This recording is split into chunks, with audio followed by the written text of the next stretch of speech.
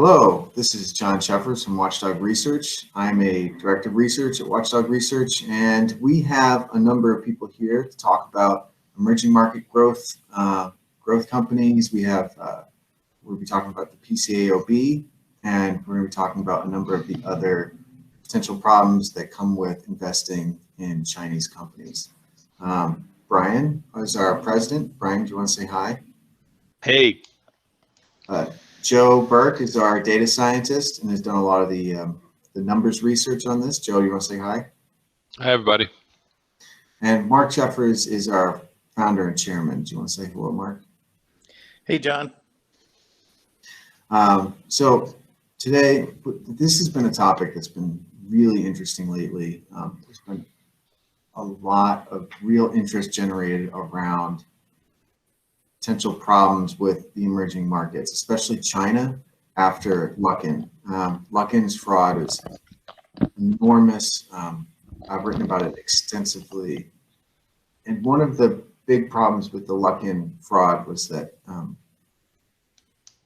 it went unnoticed and unmissed. It went missed by essentially everybody for months and months and months. I mean, they had their IPO in May, and then in the next following February 2020 is when they revealed that they had been making up over $300 million of revenue. And the result of that has been absolutely catastrophic for them. Tons of people's reputations have basically been ruined. And it's been really embarrassing for EY in particular, whose affiliate was the auditor. Whether or not that's fair is another question, but that's certainly happened in the public conversations about it. And there's also been a big question about the PCAOB's role and how they don't really have a role overseeing audit firms in China.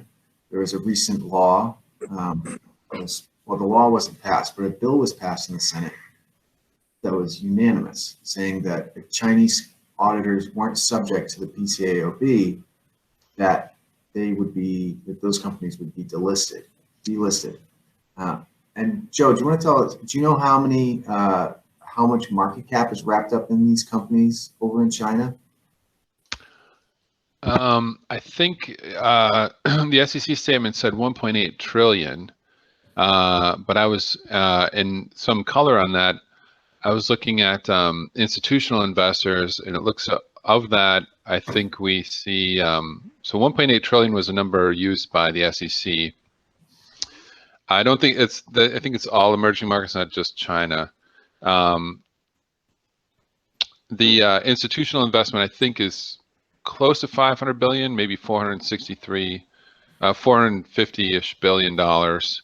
Right around there when I looked at it last around March, and that was just China alone. Institutional investment 450 billion, but 1.2 trillion for all emerging market companies trading on U.S. exchanges.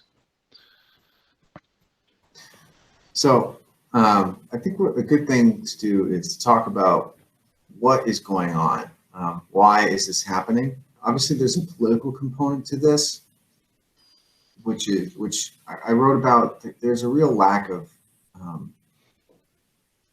conviction, or there's been a real inability for the SEC and the PCAOB to take the steps to delist Chinese companies, because they'd have to delist all of them. Of course, what some readers or some listeners may not know is that Chinese audit firm is actually not allowed by law in China to share their audit working papers with US regulators. So not only can the SEC and the PCAOB not force them to do it, to share their information for actual inspection reports, but that the Chinese law itself won't allow it. Well, you mentioned it's worse. I think that you said, and I was looking for the reference on that, but company financial papers for Chinese companies are state secrets, are considered state secrets under Chinese law, and so you cannot